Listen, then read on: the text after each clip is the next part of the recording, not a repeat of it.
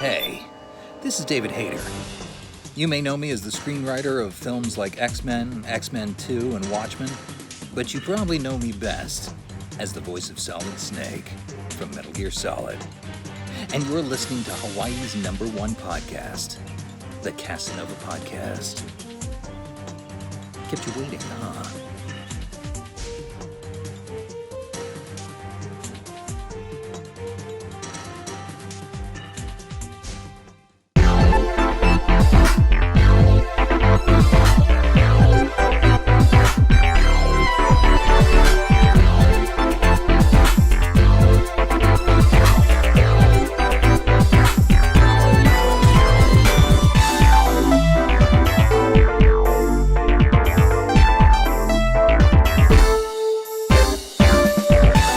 Okay, I just need to get over my nervousness. I'm interviewing the Pope.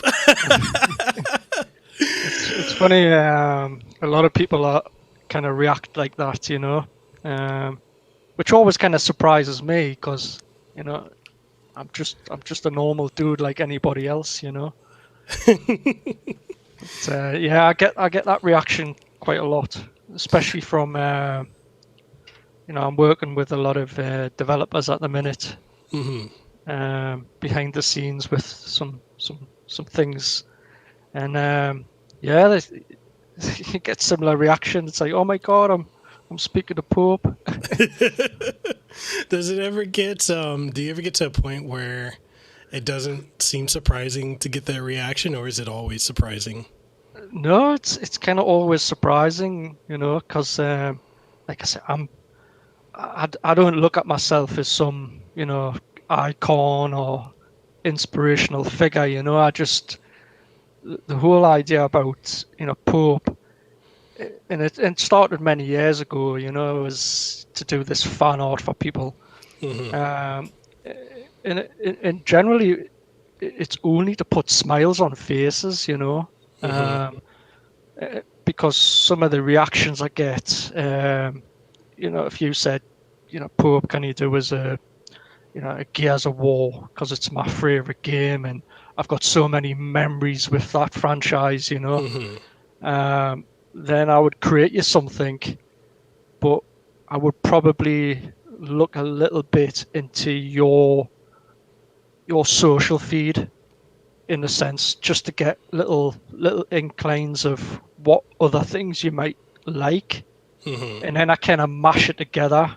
So, it's not just a Gears controller, it becomes a Gears with bits of hidden things that belong to you as a person, so Mm-hmm. it just makes that a little bit more special to you, even though, hundreds or thousands of other people also might like it. And when can I buy it, and when's it going to come available, but it'll never come available, because the idea is some things are just never meant to be made, because they become treasures personal to that person who I might have created it for, Mm-hmm. So you as a person, you could suggest, well, Pope, could you make this for me?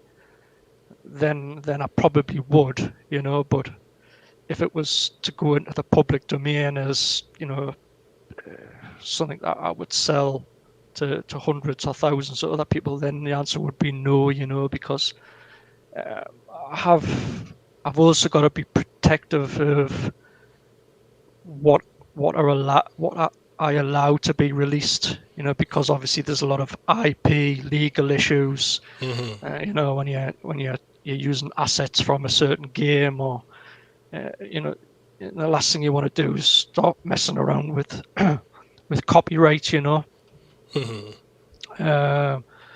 But if a developer reaches out because of that fan art and kind of goes, look, would love to work with you, then yeah, by all means, I'm open to doing things like that as well, which Mm-hmm.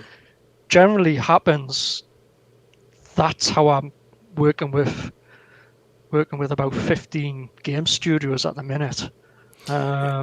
And it's So insane the amount of game studios that you're working with. Like, your resume at work is incredibly impressive. Like, yeah. would you have ever thought when you started that you would be where you are now? Like, No, definitely not. No, definitely. Like I say, it kind of started many years ago with a guy.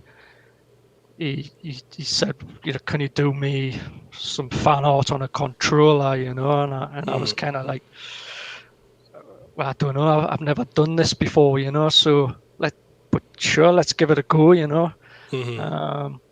you got to remember is my background in design comes from not graphic design. I don't associate or myself as a graphic designer, because that's not what I studied to do. It's not what I spent 20 to 30 years, doing in the industry. I'm actually an interior designer, so I design, a lot for retail.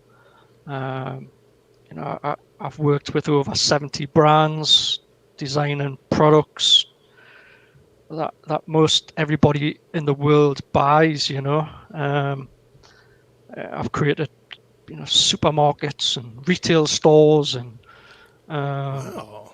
I've created interiors for, soccer players and fashion designers, and so I've got a huge design background. I used to design exhibitions, or I think in the US you call them booths. I used to design them all around the world.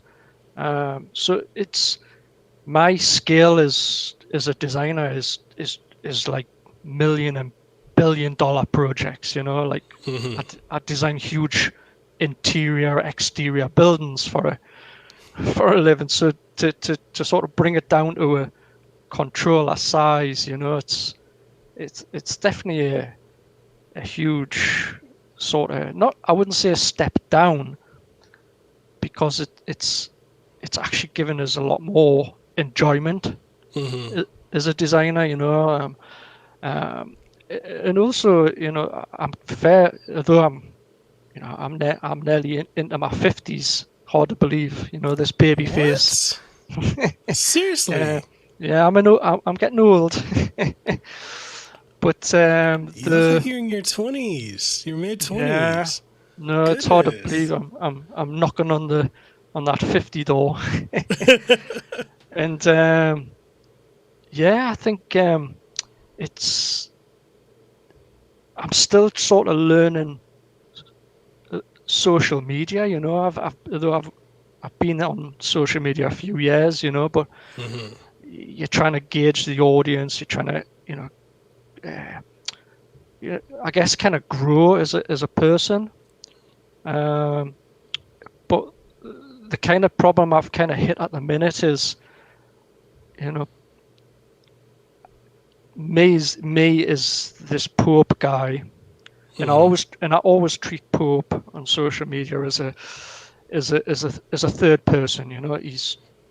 He's kind of bits of me, but he's a person who's out there to solely bring joy to people, and so I have to always remember that, and try not to sort of let any problems or negativity that I might be having, that particular day, to kind of reflect in the social media world. I mean, obviously bits do kind of creep out. It's hard to kind of contain this person as a third person when emotionally you might be having a bit of a bad day yourself.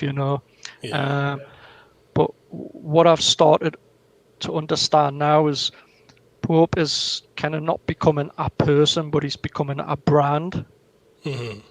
So that's kind of like move things to another stage, so I have to kind of be mindful as a brand now to be careful, maybe is what I say or what I do on social media, just because, like I say, I'm partnered with a lot of, very sort of big names in the gaming industry, and the last thing I need to do is kind of tarnish their reputation because of my reputation. Do you know what I mean? So Yeah.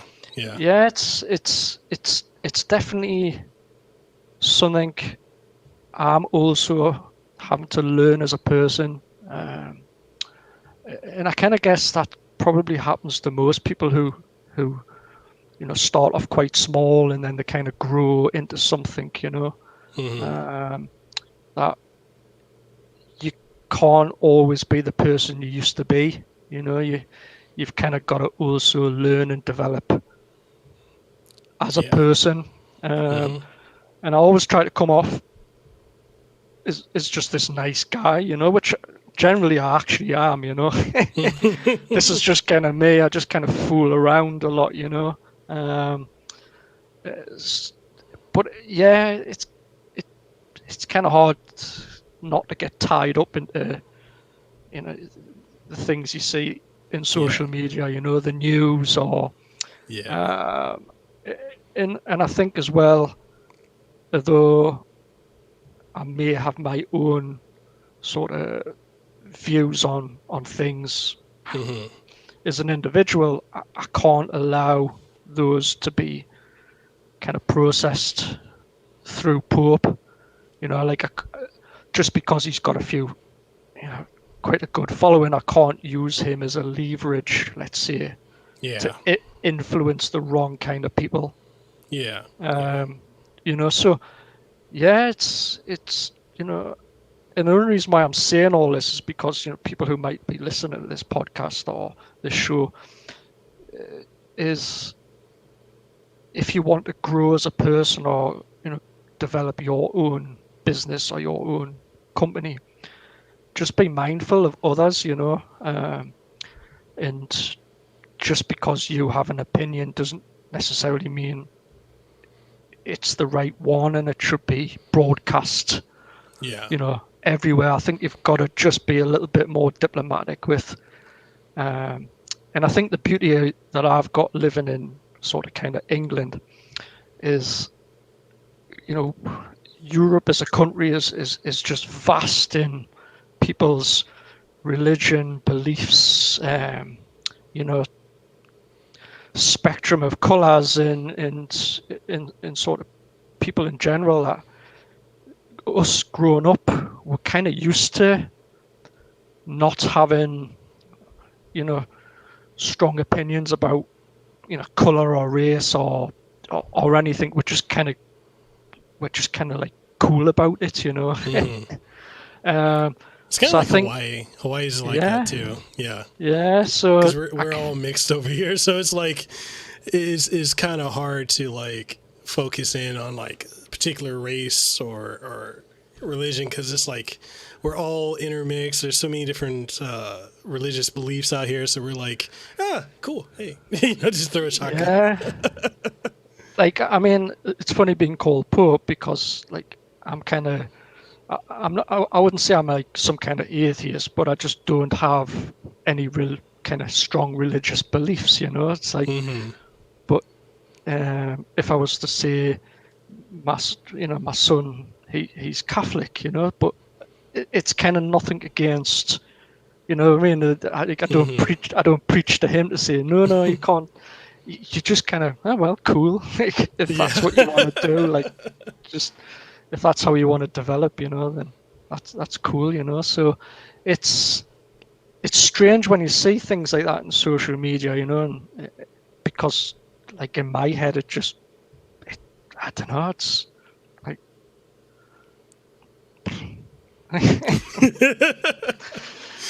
so I get it.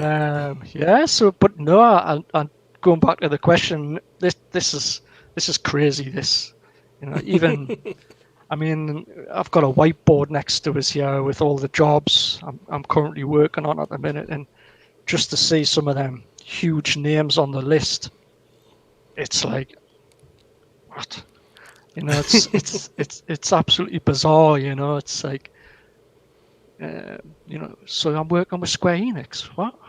Like, where did that come from? I have got quite a big name to announce. Just whenever, really. There is no time limit to when I announce these things. It's me and the developer are kind of working close behind the scenes at the minute, producing these concepts, and they're quite eager to tease the fact they're working with Pope, And I was like, but I'm also eager to tell them I'm working with like you guys, It's like there's a massive game industry, It's so it's kind of weird when they're excited to announce Pope,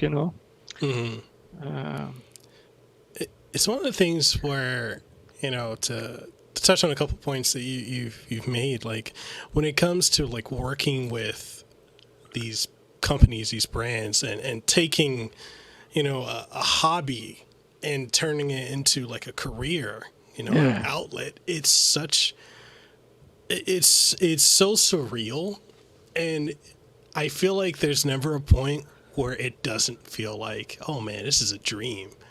Like I know for myself, like I went from working IT for a decade plus to doing this full time for like the last couple of years. And, I've had opportunities like I work with Square Enix, Razer, Capcom, stuff I'm doing out here trying to help build the gaming community here in Hawaii, because we virtually have a non-existent community, and trying to bridge that to the rest of the world and to the industry. And it's surreal when I look at my wife some days and I'm like,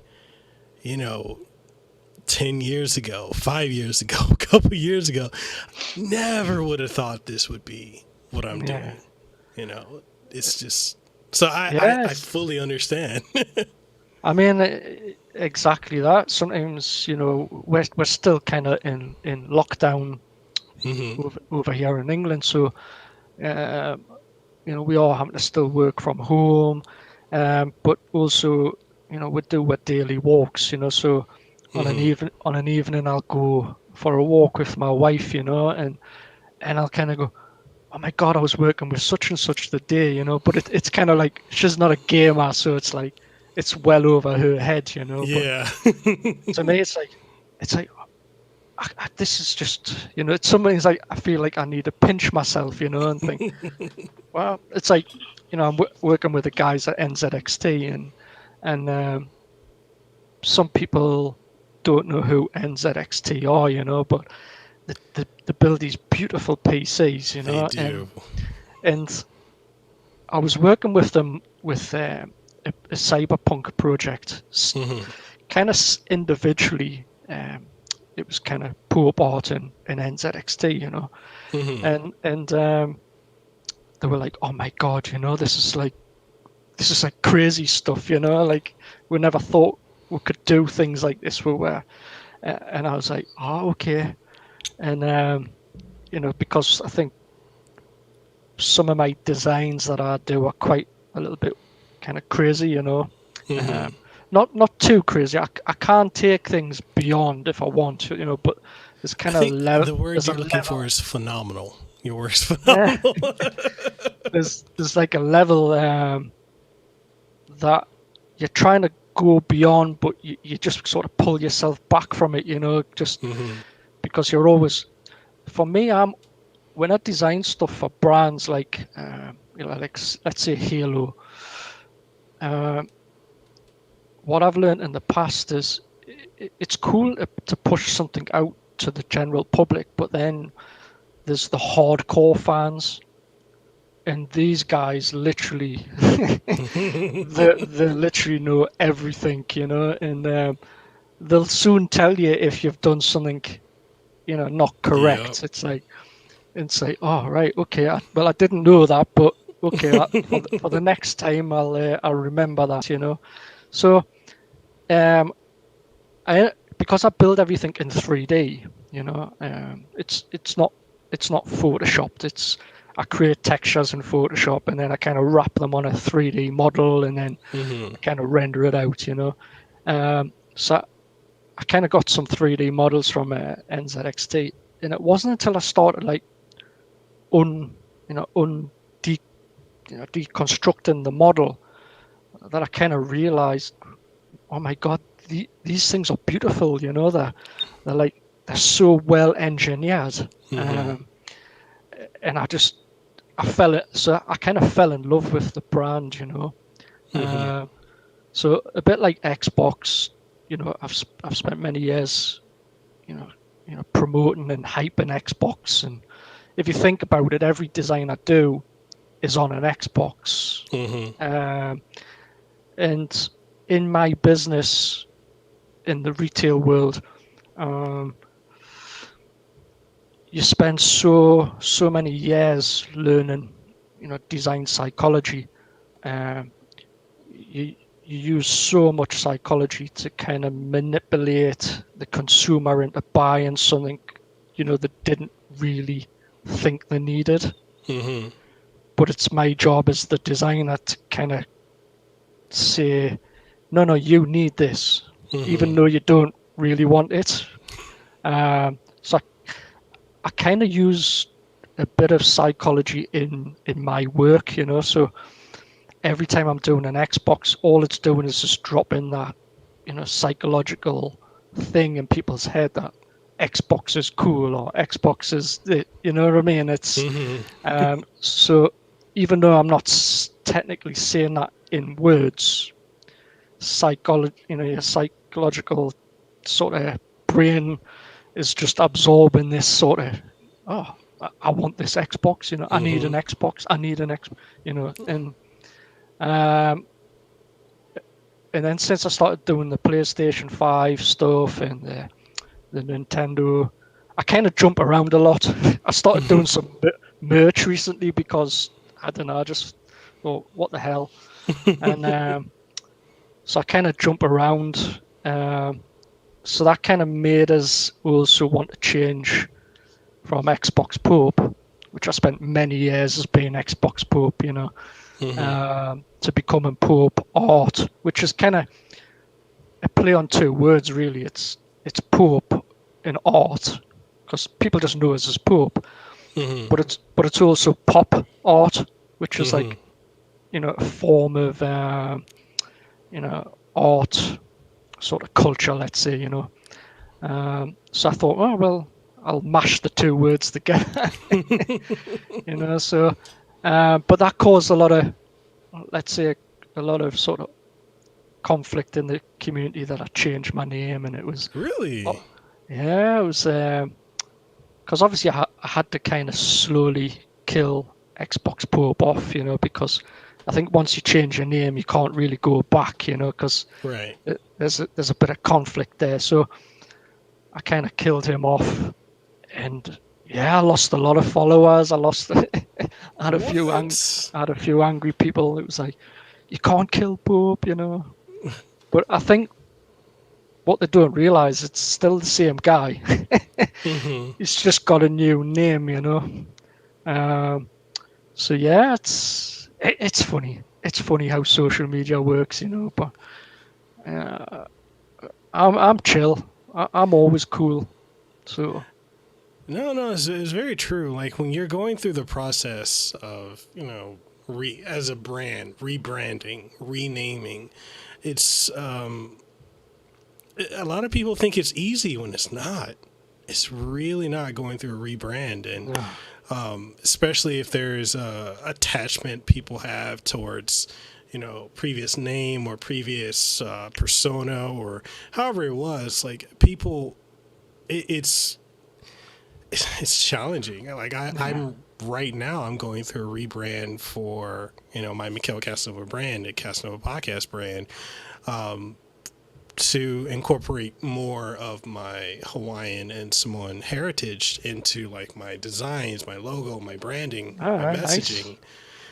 Nice. And it's difficult because a lot of people are like, oh, we just know you as a guy in Hawaii. Like you're you're not, you've never focused on your heritage or focused on any of this. And I'm like, well, I kind of want to incorporate it. And so I'm getting backlash on that. But I'm like, yeah, you guys can be upset about that. But, when I'm working with companies, they're like, hey, we want to get into Hawaii. We like the idea of Hawaii. So why not? I mean, when you asked me to come on the show, I was like, definitely, I mean, I don't know how much of an influence I am in Hawaii, but you've got fans out here. I've got. It's funny because I've got little pockets of like really hardcore fans. It's not really hugely the US, but I've got huge fans in Brazil and in Mexico, and I love it because is a nation of those sort of people. They just kind of when they kind of latch on or adopt somebody they really like, that you can feel that passion. You can feel the energy. Like they're so. And for me as a person, I love that. I love positivity. I love energy. It's kind of.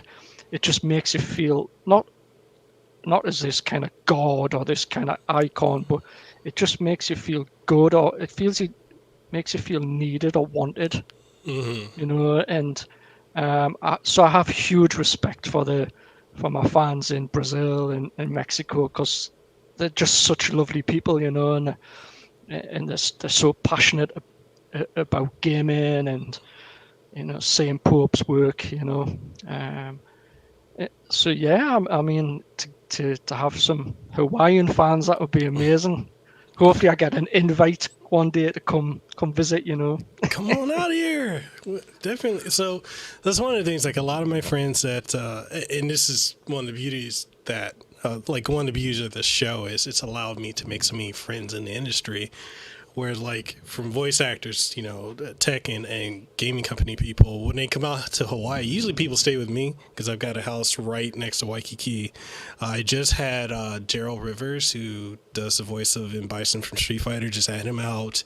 The guy, Ruben Langdon, who does Dante from Devil May Cry, David Hayter from Metal Gear Solid.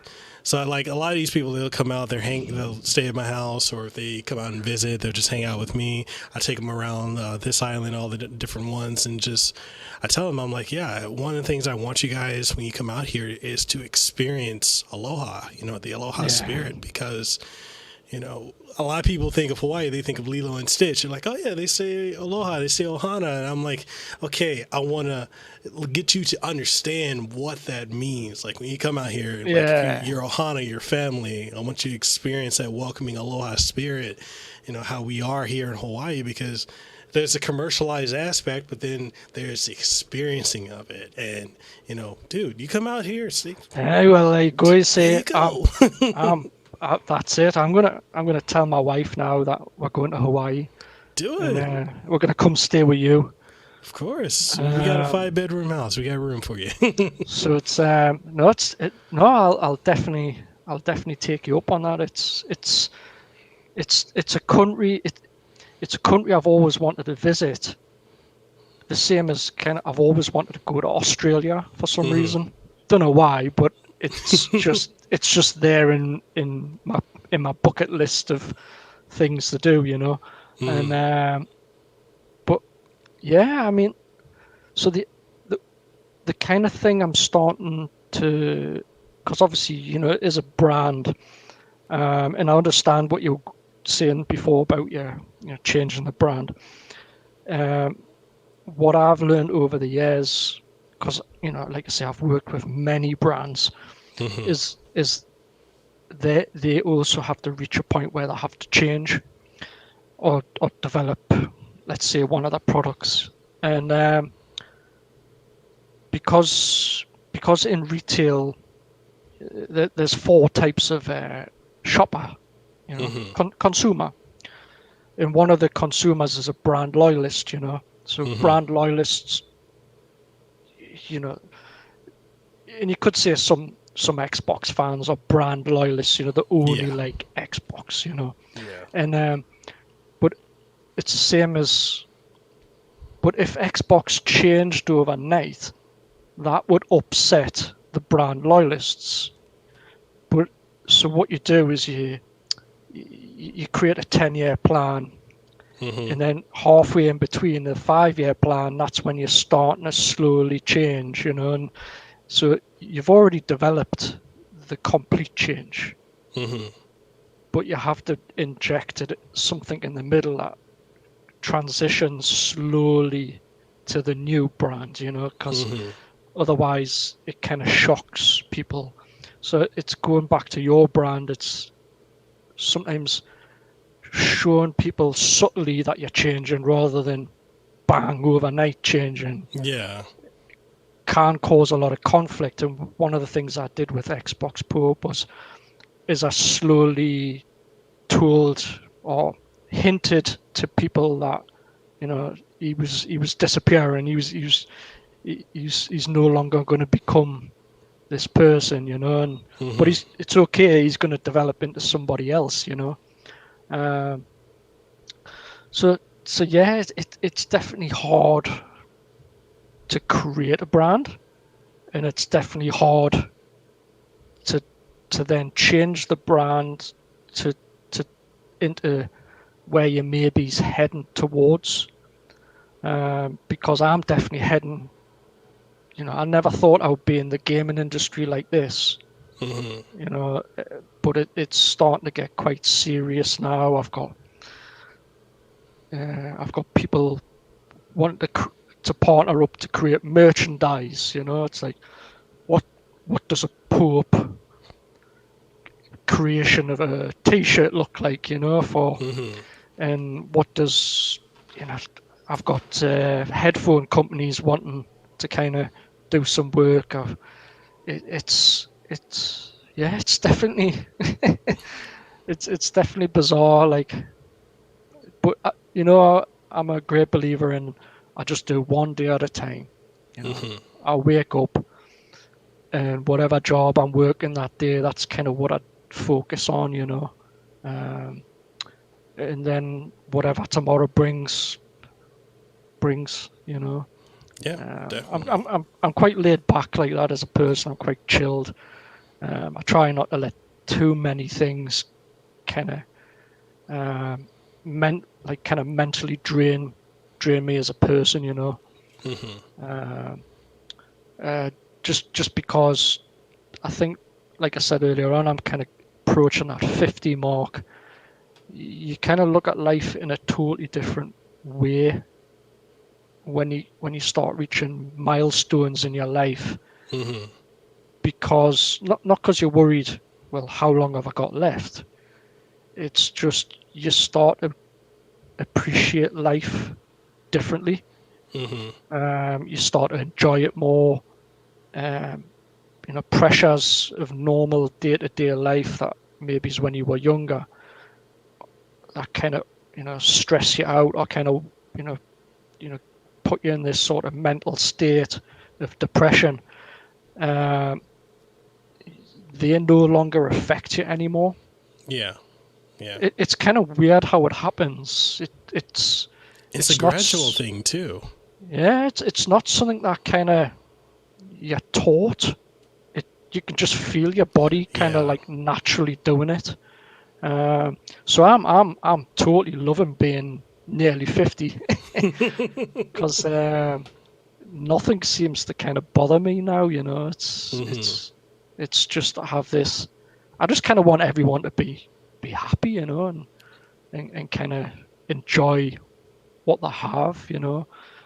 I think COVID should really have taught many people a huge lesson that life really can be super short. Yeah.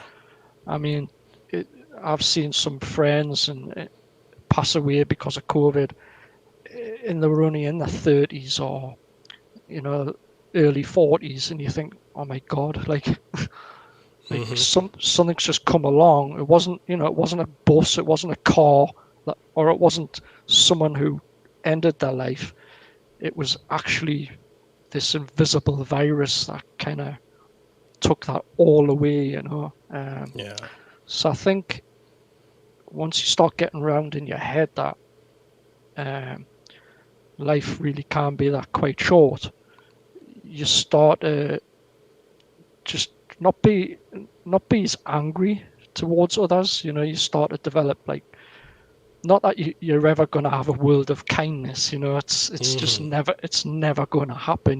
There's always going to be people out there who are going to hate or be bad. But I think you as a person just need to decide, what do you want to become? Do you want to just be a good guy, or do you want to be a bad guy? It's you can't technically really have both. You've got to be one or the other. Yeah. But you'll probably enjoy life more if you just be a good guy. It's, No, I agree fully with what you're saying. Especially over the last, we're going on almost 2 years of COVID now. We're closing in on it because this year is almost halfway done. Just, good God, 2021 has just flown by. I can say, like, for me, like, it put a lot of things in perspective. I've had a lot of friends and family that passed away from COVID, and I remember when it first hit Hawaii, people weren't taking it seriously. People were, still doing massive gatherings, still going to the beach, still doing all these partying, and then when we started having rampant cases and it just started escalating over and over and over, then people started taking it more seriously. And I know for, myself and my wife, I had just started getting into, like, I was hitting my stride with this as a full-time career, because a couple months prior to that, I had left my job of 10 plus years in system, telephony. I was a telephony analyst. So I was doing that, and I started going into this, and then that kind of went to a halt because I had to adjust. I was like, oh yeah, I'm going to go to this convention, I'm going to go to that, I'm going to work on this and go meet this company, and that shifted my focus. And then when my wife got laid off from her job, it really put things in perspective. It's like, okay, all right, what are we going to do? And then we found out we were expecting. So we were like, oh crap. Okay, what are we going to do now? And it really got us to a point where, I guess, staying home, because we're used to being out, all the time, out doing this, out doing that, but slowing down, spending time with each other, it's almost like getting to know each other all over again. And a lot of things, just stopped mattering. Like a lot of minor, things that we used to get upset about, things that I guess you could say inconsequential things, just started not mattering. Like I'm at a point now, like I'm kind of like you, like just be happy, just do your thing. Like, just, and I talk to friends that are, upset that they can't go out to the bar, or can't go out and do this, can't go out and do that. And I'm like, but you still have your health. You still have your life. A lot of people can't say that. Yeah, it is a bit bizarre sometimes how, people lock on to a certain thing. Like I think some people over here are kind of, well, I need a holiday. It's like, but hang on a minute. If you looked around in England, we've got so much heritage. We've got Roman and Viking and we've got kind of Victorian sort of delights. Things that were like engineered. If they hadn't have been engineered back in the Victorian days, they wouldn't develop to what you have now. It's and it's all in your own country right now. You don't have to kind of go overseas. You can actually just get in the car and drive, somewhere and still be amazed and enjoy each other's, pleasure and time. I think, but I think it's that needing to get away, I've got to go on holiday somewhere.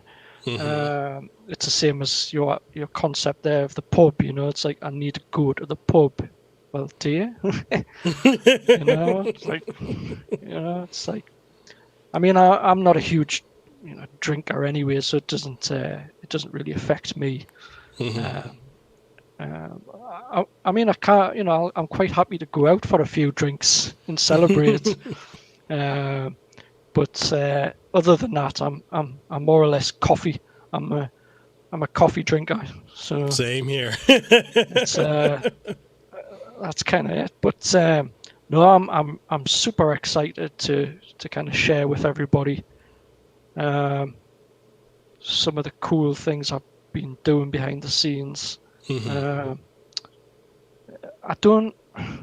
It's kind of hard because obviously I like, not that I like to tease the community, but I do tease the community with things, and sometimes I actually put little clues in when I tease. So if you actually looked very carefully, you would probably see I'm actually hinting towards something, and I kind of like to do that. But yeah, I'm super excited once all this is kind of out in the open.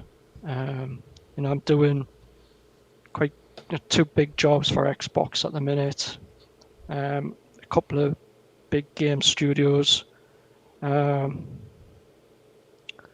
it's just taking a long time to kind of get out there. It's like oh my god, can we not just release it already? But I think one thing I learned doing this and kind of making things become real, like that is no easy task. Like, I just thought somebody put something on a controller and that was it, like, no, it's not that simple. In fact, a lot of the things that kind of go on behind the scenes, like as in production wise, it all stems from China, So because of COVID, there was that kind of backlog of not being able to get technology or hardware, because obviously problems in China, so they couldn't produce the stuff. So it has a kind of bit of a snowball effect of like, well, I've got Square Enix needing a job done, but I'm struggling to buy the hardware, and then then I've got to try and get a team of people together to kind of produce the controllers physically. It's and all the time people, and it sometimes does get a little bit upsetting when people say, well, I can buy an Xbox controller for $60. Why are your controllers $100? Well, you've got to remember, I've had to get this produced in China. I've had to pay import-export taxes. And then I'm now, because I've had to have it shipped to, let's say, the UK or the US, I've then got to pay a team of people to deconstruct things, adjust things, put them in a little box that it's not an Xbox box, it's a customized box. It's then got to get reshipped out, so, and then these people need paid, the people in China need paid, the people, everyone needs paid, including yourself, to be able to put food on the table, to maybe even fund the next project. So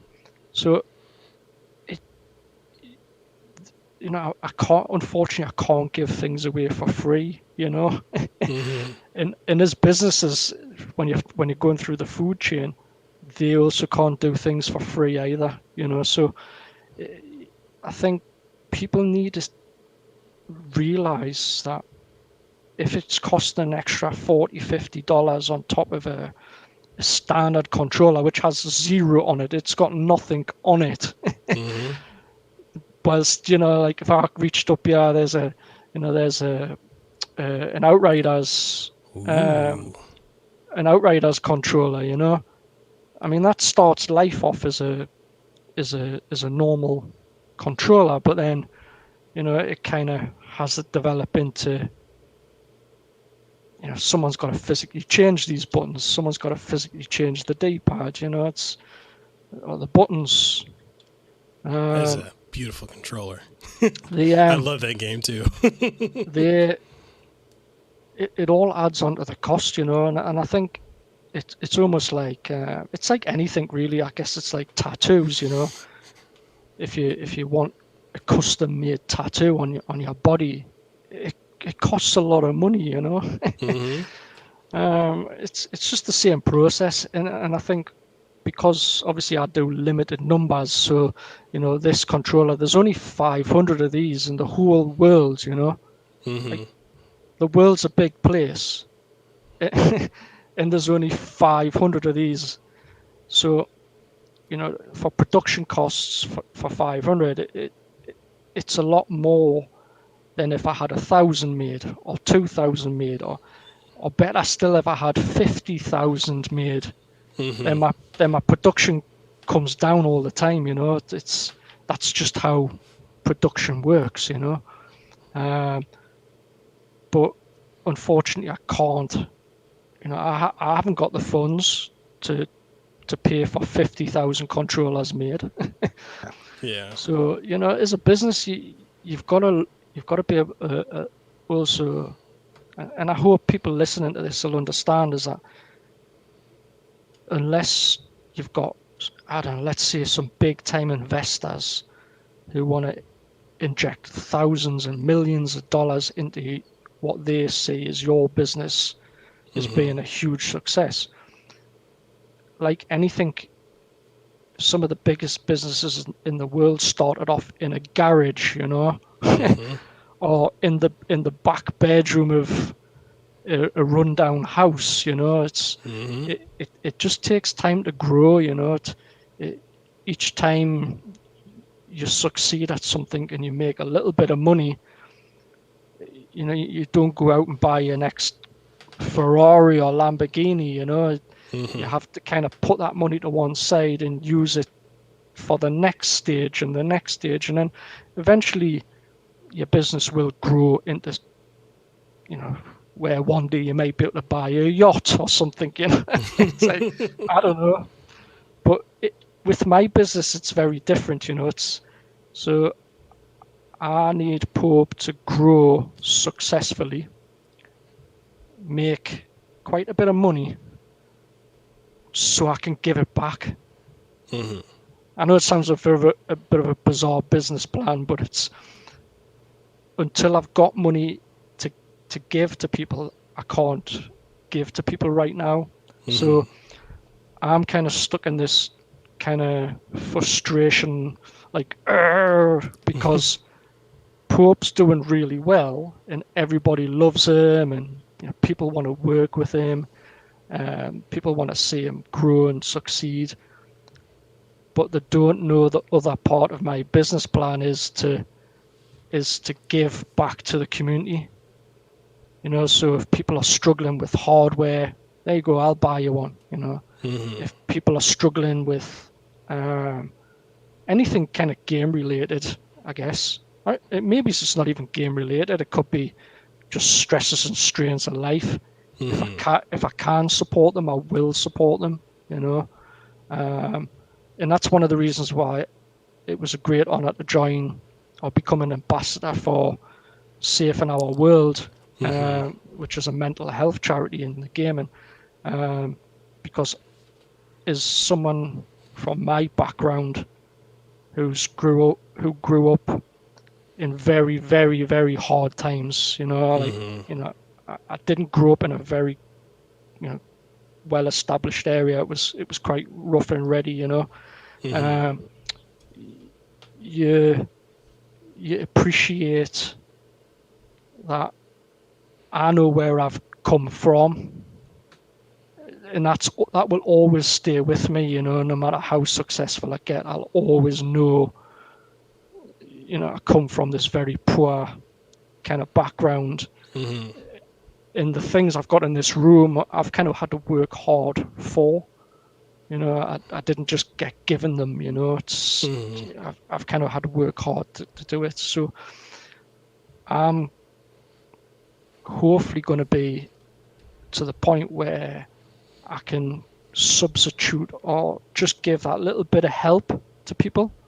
You know, so obviously I'm not going to help you the whole way, because part of life is also making your own mistakes. You know, you have to kind of, that's how you learn. You know, it's like the story you were saying there before about, you know, you leaving your job, and then your wife losing her job, and then all of a sudden you've got a baby. It's like that's 3 lots of strain and stresses, you know. But going back to the kind of, it's not kind of religious thing, but that's kind of happened for a reason, to make you and your family even stronger to what's to come. Do you know what I'm saying? Because you're probably going to experience even another bad thing, but your heart has become stronger from the first. Do you know what I'm saying?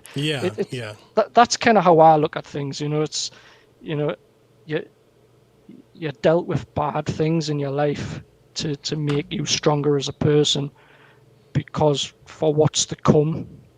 You know, like for me, all my sort of things has made me stronger as a person to be able to help in the community. You know, if I can sort of I've got that sort of natural emotional link to people who are also experiencing something that I might have experienced 10, 20 years ago. You know, that's what I'm saying. It's kind of bizarre how we're all very alike. It's just we experience things at different times, you know. Yeah. But that's why it's important to reach out to people. You know, don't contain any sort of mental problems you may be having. Make sure you speak to somebody. Yeah. You know, the answer isn't the drink. The answer isn't, you know, drugs, and it's definitely not ending your life. You know, it's the only answer is talk to people, and if people who you speak to aren't listening, or just get over it, you know, you grow up or something, you know, then find somebody, because there is people out there who do actually know what you're going through. So yeah, I'm hoping I become a bit of a, you know, a beacon for safe in our world. To sort of, not for me to help them, because, you know, I'm not super educated in mental health problems, you know, but these guys have got an awesome team of experts, and all I can really do is just guide people on the right path, really. Yeah. So yeah, I'm hoping, you know, soon we'll get to go to conferences and actually get to meet people in face to face. I'm sure there's a lot of people out there who want to meet Pope. Of course. I had a few people, developers that kind of go, so would you do like a live stream of like how you do your art, you know? And I was like, possibly. I don't know. One of the things, like, I'm really, you know, as a fellow Safe in Our World ambassador, I'm grateful for the opportunity to be part of such a fantastic organization, because, you know, like you, I come from a very rough upbringing and background, and it's, you know, one of the things that I've come to learn, you know, over the decades is how stigmatized, you know, mental health is, how people, you know, it's like, get over it. They don't want to talk about it. Exactly.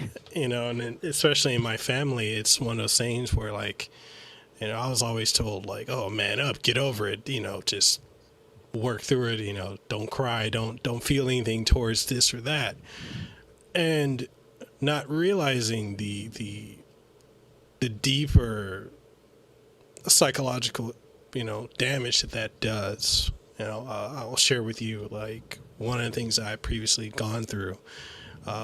My first child that I had about 12 years ago, she passed away from sudden infant death syndrome. And the response my family gave was, get over it. You can have another kid. And for years, like, I turned towards partying, drinking, you know, other substances for a while there, because I didn't realize how much I was dealing with depression. I was dealing with grief, until, like, one day I just decided, okay, I'll just go see a therapist, because I had no one to talk to. No one, like, everyone I knew, both family and, you know, at the time friends. Yeah. You know, it was just a get over it, move on, have another kid, get another girl, you know, whatever. Time's a healer. Yeah, you know, and it's like, and I remember just decided I just need someone to talk to, because it was eating me up. And, you know, I got a therapist and helped me work through not only my grief, but work through, you know, the things I experienced as a kid. And just coming to understand that it's okay to process my thoughts. It's okay to process my feeling, what I'm going through at the moment. So, you know, anytime I get the chance to talk to, like, you know, before this whole pandemic happened, I was going to University of Hawaii speaking to the students on each island. You know, I get flown to each island to talk to the students about, you know, content creating as a career. And one of the things I would talk to them about, because here in Hawaii, you know, there is a very big thing with, you know, mental health, and a lot of students, you know, a lot of people deal with depression here. But because of how our culture is in many aspects of tough it up, you know, you're Polynesian, you're Hawaiian, you're whatever, you know, just, you got to act tough regardless of what you're going through. We don't process our emotions. And, you know, when it comes to career wise, like, we don't have the biggest support in trying to do something outside the norm. Like, the norm here is to, if you do go through school, then you're going to get a secure career in either being, you know, going into construction, or going into security, or maybe going to law enforcement, maybe going to becoming a doctor or a nurse. But you don't really do anything outside of that. So when people want to become a scientist or a researcher, or if they want to go into, you know, computer arts or computer science or IT, it's not supported. Especially now with content creating or YouTube and videography and design, like, that's really not supported. So, you know, there's the psychological aspect of dealing with a family that's not supportive of that. So when I was talking to these kids, I would talk to them. I say kids because I'm older than them, but young people, I guess that's more appropriate. When I was talking to them, I'm trying to understand, because they're like, I want to do this, I want to do that, but I don't have support from my family, so I don't think I can do it. And I'm trying to get them to understand it. While you may not have support or people who understand what you're going through where you are, it's a big world. There's over, was it 7 billion people on the planet? There's bound to be somebody that understands what you're going through. Oh, so. Definitely. and that's kind of what I've, you know, come to realize, to learn, especially networking a lot on social media. You know, it's like, I've always seen the gaming world as this huge business. But it's really about this really small. It is. It's like, oh my God, you know, it's like, it's almost, you know, you do one thing for one person, and then all of a sudden it's kind of like, you know, you're talked about or referred around quite sort of fast, you know. But yeah, I mean, I don't see it as a daunting thing. You know, it's never daunting for me. But yeah, I kind of know exactly what you're talking about, because in my hometown, you know, we built ships for a living. You know, so there was a lot of steel work. We had some of the biggest coal mines in Europe, you know. So that hard face, hard man attitude of like, get over it, you know. Like, in fact, you didn't even talk about problems you had. You just Yeah. you went to the pub, you got drunk, and you just fell asleep, you know. That's kind of what you did. So what I've started doing with my son now is just making sure. So every day I'll say, "Are you okay? Anything on your mind? Anything you want to talk?" And I've done that deliberately since he was a young child, just to make him aware that it's kind of okay to have a bad day and be able to talk about it, you know. And it could be quite trivial, like, you know, he's just stuck on a certain project at school, you know. I don't know, it might be a science project or something, and he just doesn't know. Because I think what you got to remember is, back in our day, we didn't have the internet. Yeah. Like, we couldn't Google this problem, you know. You kind of had to either go to the library and out of thousands and thousands of books and try and find, you know, the answer to the problem, you know, or you kind of just used your common sense and thought, like, you did it and it went wrong, and you think, right, I'll do it again, but I'll not do it that way. You know, and that's kind of how you learnt. And I think the generation now, it's just too quick to kind of jump onto, you know, onto the internet and I don't know how to do this, blah blah blah, you know. And it's amazing. Like, I think I was talking to one of my nephews, and he's, I want to say 15. No. Actually, he's older now. He's 17 or so. And just his thought process is, oh, let me Google this. Let me Google that. And I'm like, dude, I'm before the internet generation. We didn't have that. We literally. So one of the things I've started to like is some of the industries over here in England. They're actually bringing some of those old steel workers kind of back into the schools and into the colleges, because the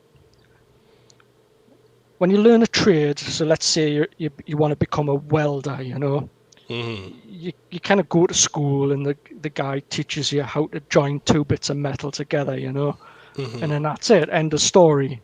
But when you get into the actual trade of, you know, that you have to understand metal properties, you have to understand, you know, temperatures and, you know, what materials will bond to each other.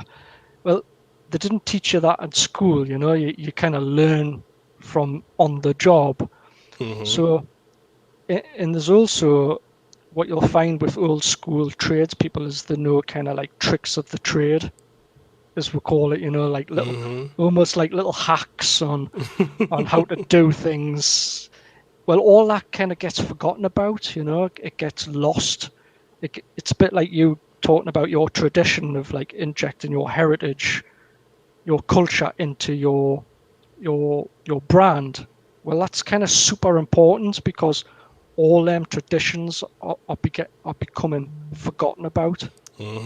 That you know, it's easy for the generations now to kind of just have this internet school that educates people, whilst, you know, like even me, I always start off with a pen and paper. It's like, it's pretty old school, but it's how that's how it begins. It's just a pen and a piece of paper, and people, I think, well, what, do you not use a Wacom tablet? I was like, no. It's like you draw, you have to kind of like, what, do you not use an iPad? I was like, no, you use a pen or a pencil and a piece of paper. And it's like, really? And it's like, yeah. Isn't it bizarre that people find that strange, though? Yeah, I know. It's like, I was talking to someone quite recently, and it's, I don't know, that kid's 2-year-old or something, and he already knows his way around like the internet. That's crazy, isn't it? Like, yeah, 2-year-olds, and they can Google stuff, and I'm thinking, what? It's like, it's so, I think, as us as kind of old school people, let's say, it's important to not lose that sort of old school ways, and just to sort of re-educate the next generation to also not lose it, because it's there for a reason. It's there, and I think you, with your Hawaiian culture, should be proud, because it's a nation of that people love. So why not celebrate it? It's like my hometown where I am in the Northeast. We've got so much heritage here. It's kind of like, it blows people's minds. I mean, just up the road from me is the real Harry Potter castle. It's like, what? There's a real Harry Potter castle. It's like, yeah. But it wasn't Harry Potter castle, like, it was some medieval castle that back in the day of when England and Scotland kind of fought each other. It's hundreds of thousand years old. So there's all that kind of gets forgotten about because people just hibernate in their rooms. They don't get out there. And it was great you telling the story of when people come to stay with you, you don't just take them to the nearest restaurant and feed them. You'll actually take them to places where they wouldn't think or even dreamed about saying. And I think that's also cool. And we can also do that as gamers. I think it's great saying like I'm a big fan of indie games, not for the games, but for the people who make the games. It's kind of, you see these beautiful games made, and it's like a guy and his brother in his bedroom kind of made this game, and I think that whole story just fascinates me. It's like good on you. Like, these guys probably had 6 hours sleep in a month. It's like, just worked so hard, and I think these people don't get enough attention. It's easy to jump on a AAA game and go, let's hype the death out of this game. It's like, but no, I would much prefer to hype an indie developer. And because I think that's more special. I mean, back in our days, we had to type the code in. I remember sitting there for like 3-4 weeks typing in this game code, and at the end, it was like fingers crossed whether the game would work or not. It's like, and all it was is this character going across a road. Like, what is that? It? Like, I've just made a game, and it's like this simple figure crossing a road. I was like, oh. So yeah, I think going back to 8-bit gaming, everyone should start off gaming with 8-bit gaming and just it's almost like going to boot camp. Well, you see, like, you can see definitely like an appreciation people have, like, or the difference between people who've grown like us, who've grown up and seen the evolution of gaming versus those who may have, and this is not to like, diss or knock anyone who started gaming recently, but there's a level of appreciation you have when you've seen it evolve from just pixels, like just stick figures from like the Atari era or the pixels of the NES and the Sega Master System era to where it is now. We have fully realized 4K 3D rendered, almost lifelike. Sometimes you can't even realize that they're 3D, figures. But to see how gaming has in such a short time it's gotten to this point versus just hopping on, this is cool. Because I see this with a lot of the gaming culture. My main gig is I'm a video games journalist, but, in seeing how a lot of modern games journalists or a lot of YouTubers or whoever, they're hopping in, this game is trash, or this game is terrible, or this game is okay. And I'm like, what is your... I guess it's kind of elitist for me to say. It's like, what is your credentials to talk about it? Like, what is your background? Like, how do you know the time, the energy, the effort, the amount of manpower or men and women power that have gone into developing this game? What is their story? What is their journey with it? Yeah. And a lot of people don't see that. And it goes back to something you were saying earlier about people not understanding why your controller costs this versus, just buying a stock one. Well, there's a lot that goes into it. And I think a lot of people don't understand that. When you see the final product of the game, it's not just what you played. There's so much that went. There's a sound team, like case in point with Capcom with the recent Resident Evil Village. My wife and I actually got to help out with that when they came out here. The sound team came out here to Hawaii to work on that part of Resident Evil Village. We had to go out to when they were here in Oahu. We had to go up to Tanlis and this is, which is kind of like it's like a spiral. You just go up this mountain to the top. Yeah. And we went up the mountain. We went up several places where we had to go, and we sat with the audio team with all the audio equipment and just sat there quiet, squatting, recording all the ambient sound that you're going to hear, like the babbling of a brook, the sounds insects and nature makes. And getting to see that part, be part of that side of the gaming industry has, for me, allowed me to appreciate it more. So, and I see a lot of reviews coming out. Like, I know what's the recent game that came out, Biomutant. People are bashing it. Like, I'm like, but there are 20 people that worked on that. Yes. So it's like, I don't know. I get frustrated sometimes when I hear how jaded or unappreciative a lot of the gaming community can be, and I'm like, there's so much that goes into it. It's just going back to that. It's not the understanding; it's the fact. If they give it the same amount of time to play a game, then they should give the same amount of time investigating the background of the game. Like, if they knew, oh my God, 20 people made this game. Well, it's not really my cup of tea, but well done them. You can still you can still give your opinion of it's not a game that you personally like, but you don't have to be negative about it. You can still at least congratulate the people who are trying to tell their story. Because remember, games are stories. That's all they are. It's like my controller art.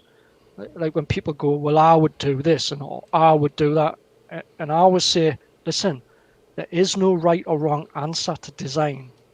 There isn't. That's why there's, 6 million designers in the world. It's like we've all got our own story that we're trying to tell.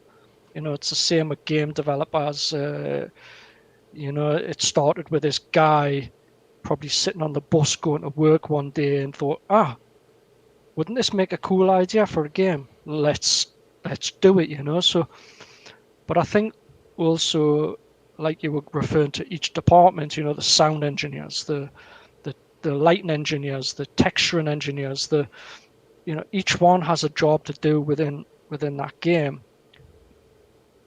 But each one is probably also trying to tell their story. Mm-hmm. You know, so it is difficult. I mean, when I design things, if I was designing it myself, I just post it out there, and it's great. But when I'm designing for another company, that has to go through like other members. Mm-hmm. Like it has to go to the creative department. It has to go to, I don't know, the boss of Square Enix. I don't know. It's like it goes somewhere, but it has to be approved all the way along. It has to, and each time they're either going to go, great, love it, or can we just change this? Can we make this? Can we make so? You know, it's not easy doing anything really, but it at the same time you just almost wish people were a bit more understanding of the effort that kind of goes into something. It's like that argument of, well, it's not 60 frames. Well, who cares, you know? I mean, right. My eyes, if I took these glasses off, I wouldn't see a thing anyway, you know? Same here. I couldn't even tell you if it was 60, 40, 50. I just play the game, you know? I just kind of like, I just bounce around killing or shooting or dying or something, you know? It's like, I don't sit there and focus on whether the grass is perfect green or the sky is perfect blue, or like, I don't know, there was a rock missing in a pixel somewhere, you know? I'm like, really? I didn't even see that. I was too busy dying, you know? I was too busy trying to keep me dude from one bar of health, you know? It's like I didn't realize there was a missing rock there, you know? It's like it's just like, get over it, you know? It's like, just either play it and love it, or play it and go, yeah, it was all right, you know? It was fine. Yeah. Buy another game. Yeah, and that's one of the things, like I see it a lot with influencers, and I have a lot of opinions on that. But going back to something you were saying earlier about, you know, opinions, and you got to be careful with that. I have a lot of opinions about influencers, and I will safely say this: a lot of them do not, especially ones who are very prominent. And in the context of the gaming industry, don't understand that it's okay to say, this isn't for me. I didn't like it, but you might like it. Yeah. A lot of them will just go straight to, you shouldn't buy this. Don't buy it. This is terrible. And don't understand the ripple effect that has. Yeah. Sometimes that's enough to destroy whole development companies, and it's terrible. Like, you know, that happened to one of my friends who is, you know, Marcus Leto, who's, you know, the father of Halo. With one of his company, he decided to go out and create Disintegration to do something different. And say a lot of influencers took a stance of, oh, this game is, I wanted this. I wanted Halo. I wanted him to make this. Yeah. And he had to shut his company down because people just, which is weird with gamers nowadays, a lot of them don't play games. They'll listen to an influencer and decide completely off of that. Yeah. I mean, I know there's influencers, you know, out there. But I mean, I'm a little bit like you. I'm not a huge fan of them. Yeah. Only because sometimes it's like I say quite a bit. So it's like, oh, look at what I got today. Right. Anyway, so what I was talking about was this. So it's almost like as quick as they've received something that someone's took, 6 months to make. That we've had to have these things shipped from 3 different countries. We've had to meet a deadline. We've had to there's been a team of 10, 12 people involved. They're getting this object for free, and it's been on their screen for like 10 seconds. Look what I got. Yeah, no, cool. Great. Anyway, what I was saying was this it kind of irritates us a bit. It's like these people kind of get a lot of things for free, and maybe they do show appreciation and showing them off, but it's just I don't understand this concept of getting free things, if you know what I mean. It's like most of the stuff that you see on my wall is kind of what I've kind of inherited myself, and I think it's sometimes annoying that certain people seem to always get free stuff when there's people out there who've got nothing, man. They're on the bones of their arse, they're struggling, and they're just like, what about me? I would rather give this controller to someone who like had no money, It's like, will I go? Like I don't know. I just find, but it's going back to my first comment I made earlier. I'm trying to understand social media myself, I'm trying to understand like the politics of what to do, not what you can't do, what you're allowed to say, what you're not allowed to say. It's such a very minefield. Yeah, because you're not deliberately trying to upset anybody, but sometimes it doesn't matter what you do. Yeah. There's always somebody who thinks, and it kind of plays in your mind. You kind of think, oh, so have I done something wrong? Like, and you kind of sit there and you think, no, I haven't done anything wrong, have I? And shall I delete the tweet because I think it's kind of pissed people off? I'm thinking, but I don't see it as a. Honestly, it's kind of going back to your friend's thing there. It's a shame that certain people had that influence where, all he wanted to do was do something a little bit different, and I think maybe sometimes there is people out there who are stronger and kind of just go, well, I don't give a shit what you think. Like, I'm still going to do it anyway. And I think sometimes with my work, what I've learned to understand now is I'm happy to take criticism from people. I'm happy to take, a bit of knowledge that maybe I didn't know about. But at the same time, I also need to be me. I also need to be my individual self, So, I have to develop my own style. I have to develop my own ways of doing stuff. Otherwise, all I'm doing is just copying somebody else, Yeah. It's but people say the word copy,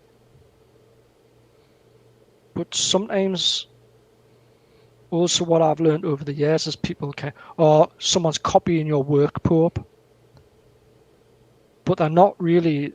They're seeing you as an inspiration. They're trying to become you only for a time to be able to find themselves, if you know what I mean. Like, I know it's kind of bizarre way to look at it, but it's true. Sometimes don't see people who copy your work as bad people. They're just inspired by it. They're kind of like, oh my God, this person's like awesome. I like, how do I become him? Well, I'll copy him, thinking I'll become him. But then eventually what happens is they either get bored and just can't keep up because, like, I already know who I am. So I can change gears like so fast. It's, I can change directions within seconds just because I've got 30 years of experience, So anytime I see somebody maybe's catching on my tail, I'll just move in another direction, It's like, that's fine. I mean, so they can't keep up, you know. They can't keep. So eventually they have to kind of like, right, I'm not going to copy him anymore. I'm going to create my own style, but based on the things that he does, you know, or she does. And there's some great podcasters out there. There's great streamers. And you should really check them out because they all have different styles, you know. And you think, oh God, I would love to like be that naturally good as a person. You know, like sometimes you get trolled and you think your instant reaction is to attack back, you know. It's like, but I've seen streamers who just treat trolls in a totally different, like it's almost like the reverse it on them, but with kindness. It's like, how did you do that, you know? It's like, and all of a sudden the guy's like either become your best friend or he's just been like, okay, I'm bye. It's like, how did you, like, so sometimes you can kind of fight battles with kindness, you know. You don't have to kind of go with nasty, horrible things that people say and do, you know. Definitely. So yeah, it's bizarre. Yeah. So one of the last questions I have for you, because I know you're busy, being completely respectful of your time. What is a typical day like for you, start to finish? Do you get to breathe? Yeah, I mean, obviously I've never been a person who kind of, I wouldn't say I'm an insomniac, but I kind of don't sleep a lot. It's only because my mind's kind of constantly racing all the time. I mean, one of the difficulties I have is, I would say I'm a little bit, I know I'm definitely dyslexic, so I can't read and write kind of very well, because I had all that tested and done, and I kind of average about an 8-year-old for reading and writing, but never see that as a problem, you know.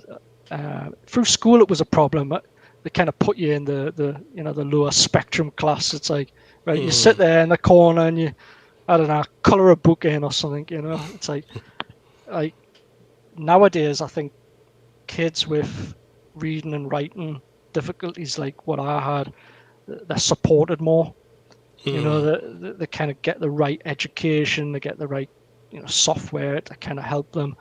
Whilst I didn't have that, you were just shoved to one corner and like, just ignore him. He's stupid. Yeah. You know, don't speak to him. He's stupid.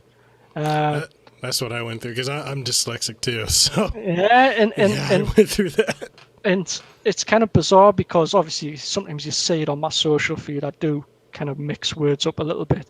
I do try to string sentences, but sometimes you can just, it'll be minutes later I'll say it and I think that kind of doesn't make sense.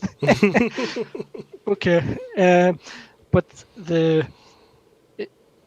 so a typical day for me is I've got a whiteboard. I had to get a like a big whiteboard, you know, and on it it's kind of got projects that maybe people are asking us to do or things. So I have to kind of look to that, because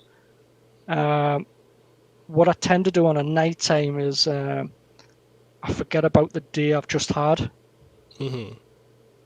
because tomorrow's a new day, you know. So I wake up and then I kind of remind myself, oh God, I forgot about that, and oh yeah, I need to do that, and I need to do that, right? Okay. And then I just start creating. So with my art, I have a, when I'm doing concept stuff, at least anyway, I do designs within 30 minutes. So 30 minutes is the max I'll spend on any design. And the reason why I do that is because it's kind of got to happen naturally. And after 30 minutes, you become critical of your work. So you start, I'll just move I'll just, no, what I'll do is I'll just trash it all and I'll restart again, you know, and it's like, that's not the objective. The objective is just to feel what naturally comes, because going back to my previous comment earlier on was, there is no right or wrong answer. Like there isn't. It's like, it's just whatever, because one thing you'll never do is please everybody.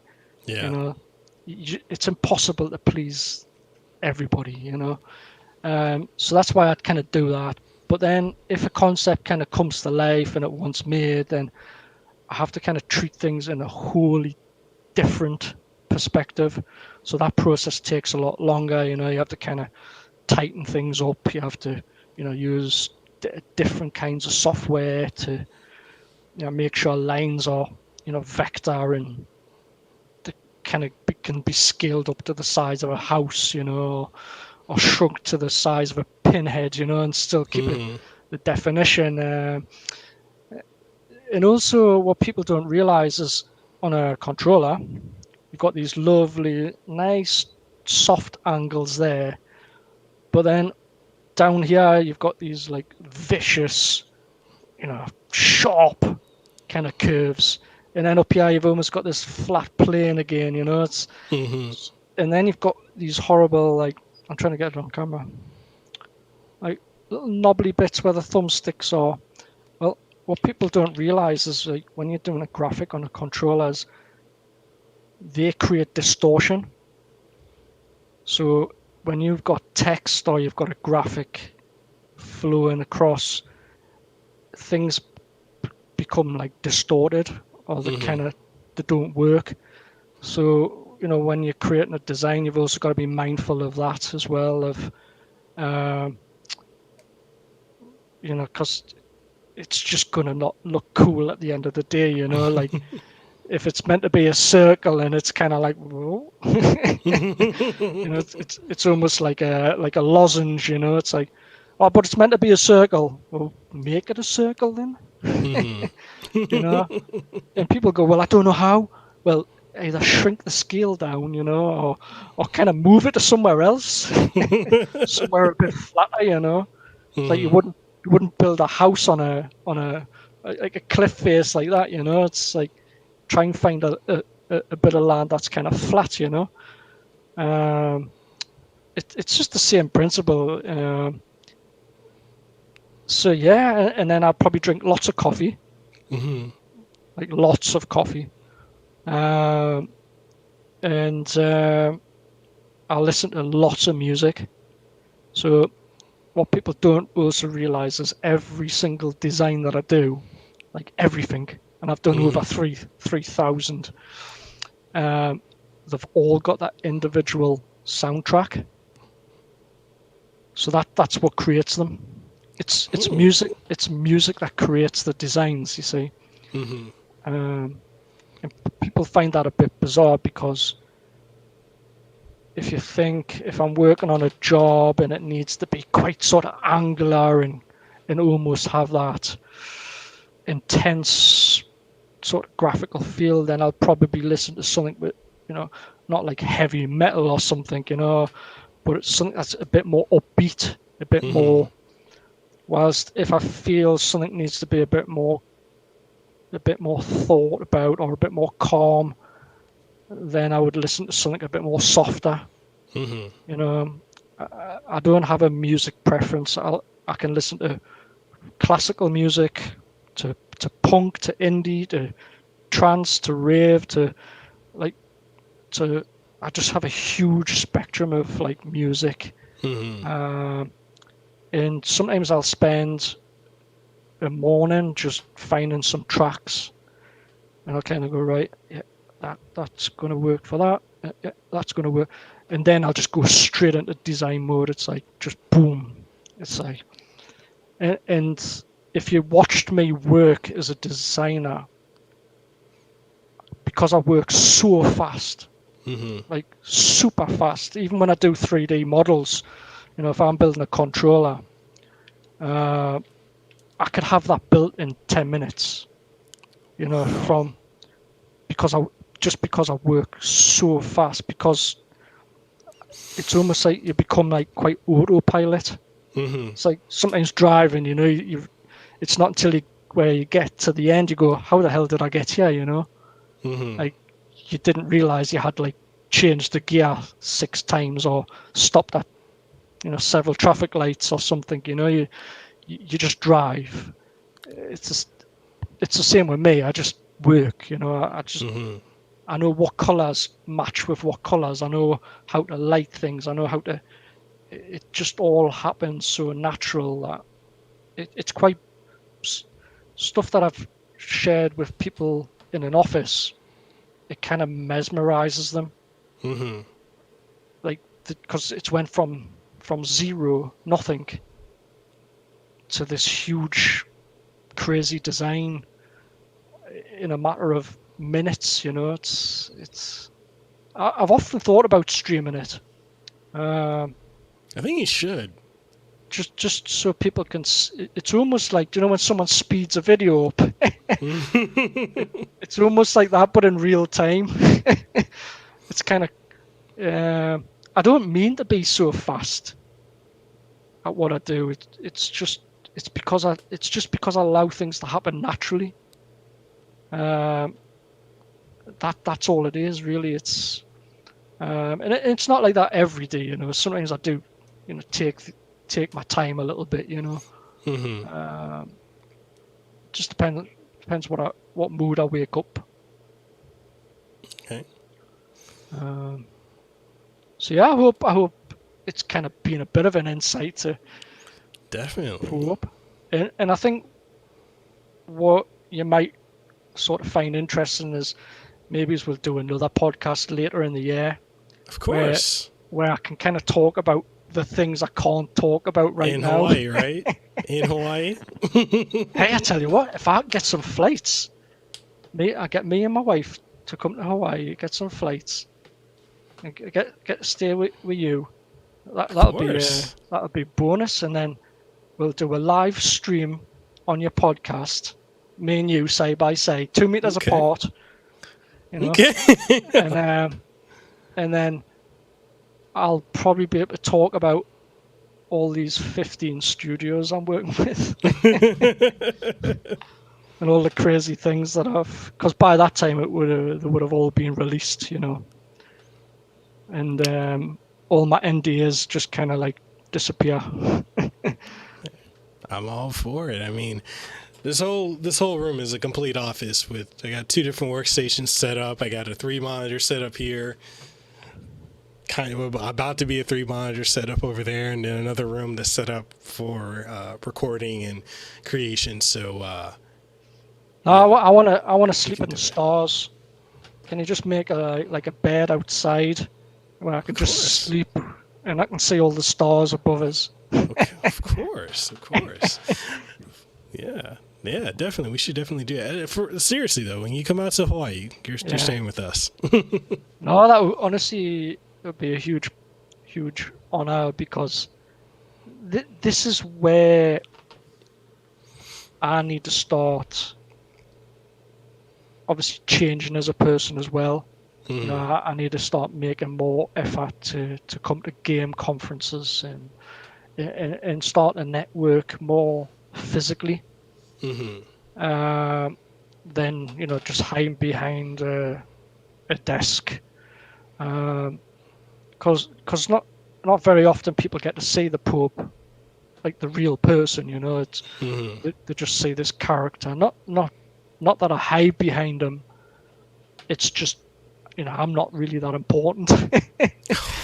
You know, it's like, it's just my ugly face. You know, but at least Pope's a bit more fun. You know, he's a bit more. He just likes to see people have a good time. You know. Like, that's it. It's quite simple, really. It's weird because I've noticed quite a few people that I thought were quite cool, actually. They've started like pressing the block button on me, you know. And it's like, what? Well, that's kind of up to them. It doesn't really bother us, you know. But you just think, God, holidays post consular. Like I didn't realize it was that bad, you know. Wow. It's but hey, like I said, everyone you can't please everybody, you know. It's No, that's. I must have grown too many followers. I think it's upset them maybes. Well, you've noticed that, like, and I think it's also probably a generational thing, but you see how so many people put such a level of importance on your follower count and Oh God, I your know. social media clout, and it's like they lose themselves in that. It's funny. I get stories there because people go, "Oh, you know, poor because now you've got nearly 31,000 followers on Twitter. You probably won't speak to me now." You know, it's like no, like it's just a number. You know, it's like it doesn't make us any different. I mean, I love to speak to people. Me, I think it's great. But unfortunately, people don't speak to me. They go, "Oh, you know, you're poor, can't speak to you. You're too busy." Like, no, like you just speak, and I'll respond. You know, but you know, I'm not a mind reader. I can't read people's minds. You know. Yeah. But I do see, you know, I think a lot of people who do get quite a lot of followers. I don't know. Maybe I didn't know them as a person before they had like not many followers, but I kind of guess they do change. You know. Yeah. Maybe it's not for the good. Maybe it's like you say, they get a bit big-headed. I guess. I mean, me, I'm just the same dude with one follower as I am with whoever I've got now, you know. Like, I don't really, I'm not really precious to it. Although I am nearly to 31k, and, you know, I think if people want to get us to 31k, that would be cool. But, you know. Yeah, do it. Make sure y'all follow. The links will be in the description below. But yeah, no, thanks again for your time. And I don't know if there was any more questions you wanted. I actually have one final one. I did lie. I actually have a final question. Come on then. Did you have fun? No, it was great. I loved it. And I think the best bit is I've now sort of found a new friend. Yeah. And I get free lodging. Of I haven't course. got to pay them extortionate hotel costs in Hawaii, you know. Dude. Okay, so when Gerald Rivers, the In Bison voice, when he came out here a couple weeks ago, when he was telling me before he flew out, he's like, "Oh, I'm gonna get this hotel," and he was telling me how much it was gonna cost. I was like, "You're not paying that. That's a mortgage price. No, you're not paying that. You're staying at my house." Like, I wonder how much it would cost from where I live. So like I'm sure the flight may be cheaper. I know like flights have kind of gone down, but like the cost of hotels, especially since we're opening up more here in Hawaii, have become astronomically insane. And so when Gerald was telling me about the prices, I was like, "Dude, you're staying at our house. Like we have a house. We're right in the middle of everything. If you want to go to Waikiki is 2 minutes this way. Yeah. The trails are here. If you want to go to nature, you want to go to a luau, wherever you want to go, we're centrally located." I'm like, "But you're not spending an exorbitant amount of money on a hotel. Like, no, that's just not happening." I tell you what, it's not expensive to travel from where I live in England to Hawaii. I don't know what that translates to in dollars, but it's about 1,500 sterling. But guess what kills you? The hotel? No, the flight times. It's like 26 hours to fly there. God. In fact, one flight is 33 hours just to get to Hawaii. Is it multiple flights or? Two flights, yeah. Oh, that's too long. Yeah. Ugh. Oh God, there's one that says it's 45 hours to get to Hawaii. That's too long. I'd have to fly from England to Amsterdam and then from Amsterdam to Hawaii. I mean, No. it'll Well, be actually, worth it at the end. No. So it's from England to Amsterdam, from Amsterdam to Los Angeles, from Los Angeles to Honolulu. That's how long it like. Oh my goodness. I tell you what, that would do my air miles great. Get a fair few points. It's almost like a holiday of flying, isn't it? Yeah.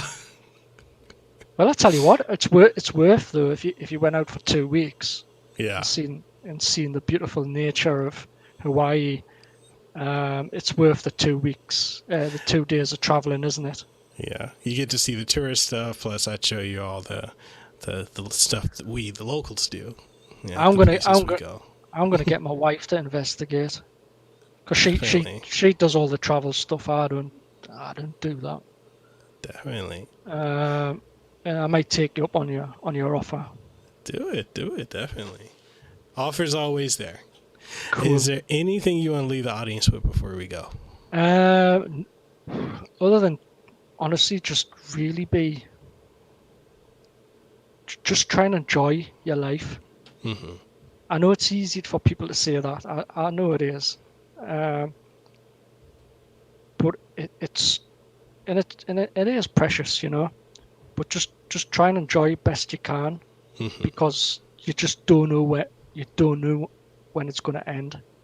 You know, you really don't. You could be. Look, I'm sitting here talking to you guys today, but tomorrow, like, I could be kaput. You know, I could be like gone. That's how spontaneous it can be. You know, so just try and have fun with it. You know, and you're gonna have bad days. You're gonna have good days, but don't look at bad days as bad things. You know, they're there for a reason. They're there to make you a better person. Yeah. And that's all it is. And make sure, like I said, I know we're both ambassadors to safe in our world. Is just make sure, if you can't find family and friends to talk to, find people like us, find charities. Yeah. Because that's their job. It's their job to listen, support, help. And there's always, there's always 2, 3, 4, 5 answers to everything. You just got to find the solution that helps you as a person, you know. So yeah, and hopefully you get to see all the crazy stuff I've been doing lately. So keep an eye out for that. Definitely. I'm not dropping any hints, mind. So definitely, everyone, make sure you go follow POPeART on all social media and on the web. All that's not. There's no Phil Spencer hidden things there, mind. So you can't be zooming in on my bookshelf and going, Pope's working on. Phil seems awesome. He seems awesome. I speak to Phil just privately, but it's just a normal dude, but I do speak privately with a few, let's say, people, so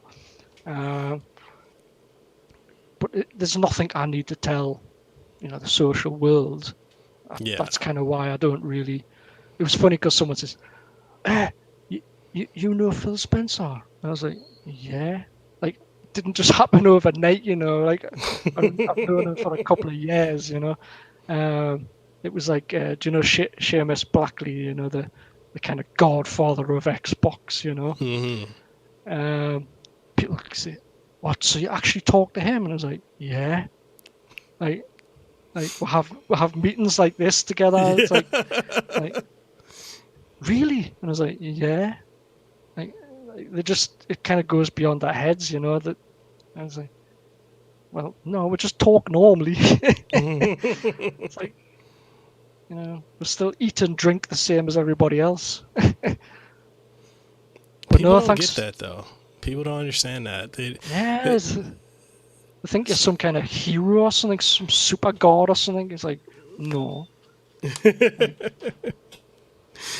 All right. Well, people, you'll be able to catch this episode of the podcast along with many others available on anchor.fm/the Kasanova Podcast. Also available on every major podcasting outlet. So from Apple Podcasts, Google Podcasts, Stitcher, TuneIn Radio, Spotify, Pandora, iHeartRadio, and more. And make sure, please do me this solid favor. If you're enjoying this podcast, make sure you go and follow my guests, POPeART, on all the social media. I will leave all links down in the description. And with that being said, this is POPeART and Mekel Kasanova. We're signing out. We hope you guys have a great and aloha-filled day. Thanks very much, everybody. Thank you so much for tuning into this episode. I hope it was informative, engaging, and you enjoyed it. And if you did, make sure you go ahead and leave a rating and a review. It greatly helps out the podcast and helps the platforms that we're on go ahead and promote us more so that more people can check it out. And if you're wondering what all platforms we're on, aside from what you've listened to it on, we're available on Apple Podcasts, Google Podcasts, Stitcher, TuneIn Radio, Pandora, Spotify, Amazon Music, and more. And if you want to support the podcast, then we've got Patreon, so patreon.com/Mekel Kasanova, which allows us to continue doing what we're doing. If you're looking for this in video format, we're also available on twitch.tv/Mekel Kasanova, as well as youtube.com/Mekel Kasanova. So with all that being said, I'll catch you on the next episode of Hawaii's #1 podcast and the #1 podcast in the Pacific, the Kasanova Podcast. You have a great day, and I'll see you on the next one.